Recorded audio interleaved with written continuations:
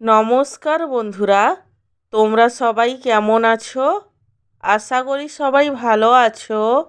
আমার চ্যানেলে তোমাদের সবাইকে স্বাগত জানাই।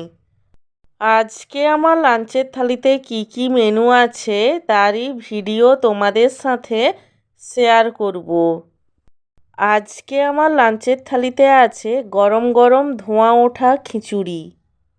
খিচুড়িটা আমি অনেক রকমের সবজি যেমন ফুলকপি, বাঁধাকপি আর আলু দিয়ে বানিয়েছিলাম।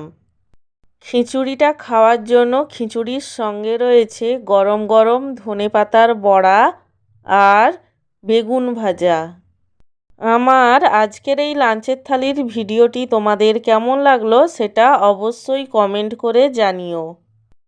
আর ভিডিওটিতে লাইক দিতে এবং চ্যানেলটিকে সাবস্ক্রাইব করতে একদমই ভুলো না।